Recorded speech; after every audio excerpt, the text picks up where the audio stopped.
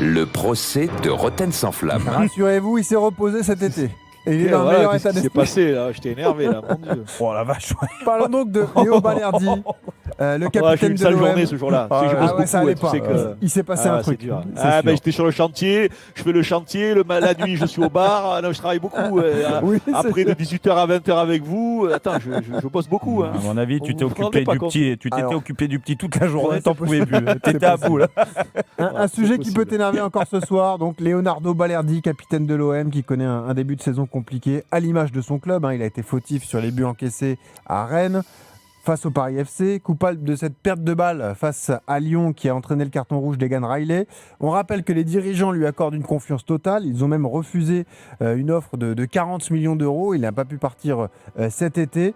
Et il sera soumis à la concurrence des nouveaux arrivants lors du dernier jour du mercato. Pavard et Aguerd notamment. Ce soir, on ouvre le procès de Balerdi, accusé de ne pas être à la hauteur de son statut à l'OM. Deux procureurs, Jérôme Roten et Christophe Dugarry. Bonsoir. Bonsoir à tous. Bonsoir. L'avocat du capitaine de l'OM, c'est maître Jean-Pierre Papin. Bonsoir. Bonsoir. Bon courage. Et pour rendre le verdict de ce procès, c'est Stéphane, supporter marseillais, qui est là. Salut Stéphane. Salut, bonsoir Steph. l'équipe, bonsoir à Salut. tous, merci de m'appeler, merci. Eh ben merci d'être là. Tu vas bien écouter les arguments, la parole donc au procureur Roten sur ce Eh ben, dossier Balerdi. Tu sais quoi, je donne la parole au. À qui, à maître Dugarry? Ah bah oui. Allez. Oui, oui. Ah, Oui, qui avec Allez, plaisir. monsieur Trop Dugarry. facile, Jérôme, trop facile. Non, non, non, après je prendrai. Belle passe décisive. Non, mais moi je prends passe Allez, décisive. vas-y, Je vais essayer d'anticiper au premier poteau. Je suis pas sûr, mais écoute, je vais essayer. Non, écoute, moi les faits parlent d'eux-mêmes. Ce garçon, j'ai essayé moi, je l'ai jamais trop apprécié. Disons ses qualités de footballeur, parce que l'homme je le connais pas. On parle toujours du footballeur. J'ai pas été subjugué par ses qualités dès le départ. J'ai essayé. D'avoir une approche un peu différente et j'ai été en partie convaincu lorsque tous ces entraîneurs, les différents entraîneurs qu'il a eu sous l'ère Olympique de Marseille, l'ont mis titulaire. Je me suis dit, bon, du gars, tu comprends rien, le poste de défenseur, c'est pas ton truc, tu dis des bêtises, tant pis pour toi. Essaie d'être un peu plus positif et de voir différemment ce garçon. Eh bien, écoute, j'ai essayé et j'y arrive toujours pas. C'est un garçon, pour moi, c'est un faux bon joueur. C'est exactement la définition du faux bon joueur. Il est élégant quand il joue, il est plutôt adroit techniquement, il est beau à voir jouer, mais par contre, il n'y a rien derrière. Il me fait ça qui me fait penser, alors je vais mettre un tacle, le pauvre, il n'a rien demandé, Oula. mais à Kerrer, l'ancien joueur du Paris Saint-Germain ou de Monaco. Je Ouais. l'ai vu arriver, pareil, élégant, beau gosse, rapide, tu vois le mec sûr de lui, les relances correctes, techniquement correctes, et tu vois des boulettes, match après match. Il y a des moments de concentration, il y a des moments où il disparaît, il y a des moments où... Alors, et je trouve que Balerdi, c'est pareil. Balerdi, on a l'impression, comme c'est un Argentin avec la Grinta, on a l'impression que parce que c'est un Argentin avec la Grinta, ça va suffire. Mais quand on a autant de manques, autant de réflexion. Alors moi, j'ai eu la chance de jouer avec le défenseur peut-être le plus intelligent du monde, c'était Laurent Blanc, qui allait à 1 à l'heure et demie et qui était toujours qui arrivait toujours avant les autres. Donc c'était qu'il était plus intelligent qu'eux. Et quand je vois des fois des comportements, des attitudes ou des anticipations de Balerdi, où j'ai l'impression ça me pique les yeux. Ouais. Donc je ne le vois jamais faire trois bons matchs d'affilée. Il a la faveur de ses entraîneurs. Tant mieux pour lui, mais moi j'aimerais que maintenant il y a une vraie concurrence à l'Olympique de Marseille.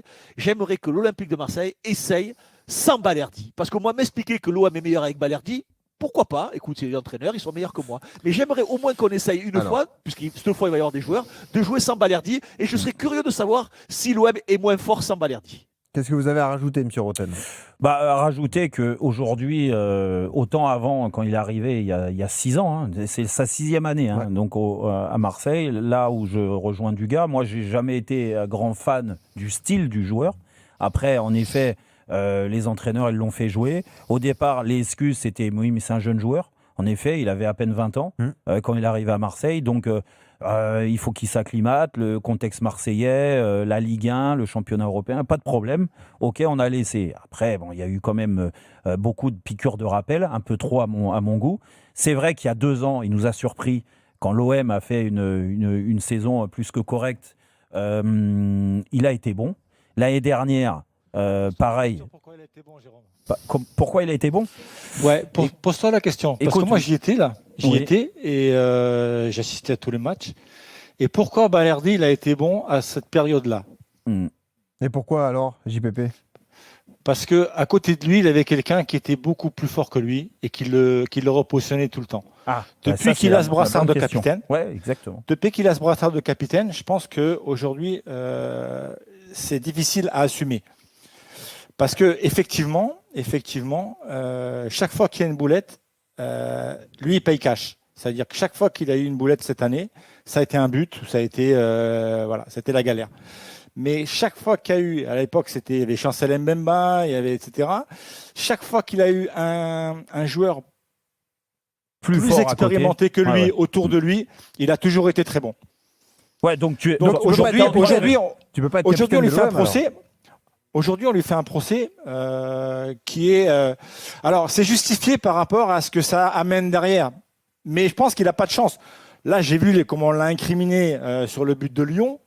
Mais déjà, il est là où il faut qu'il soit. Après, malheureusement, il se fait bousculer dans le duel. Elle retombe sur lui. Tu peux pas dire que c'est la faute à Balerdi, ce but. Non, le but. Tu penses que sortir sur Tolisso comme il a fait, alors que le Lyon joue sans avant-centre, aller sortir comme il a fait sur Tolisso, tu penses que c'est une réflexion de défenseur central correcte? Mais il n'est pas sorti sur Tolisso. Il se retrouve à terre parce qu'il se fait bousculer dans le duel. Non, mais il se fait bousculer dans le duel. Mais il monte tout ce que pour aller chercher Tolisso. Aujourd'hui, à chaque fois qu'il fait quelque chose, c'est Balerdi.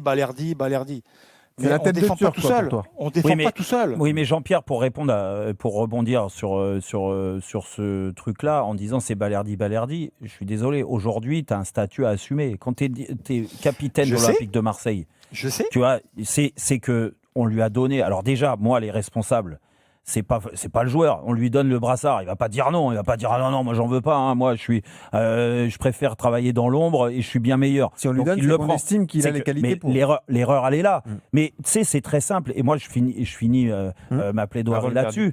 C'est que les gens, les recruteurs, les directeurs sportifs, les entraîneurs qu'il a eu ont un œil qui n'est pas. Moi, j'ai pas le même.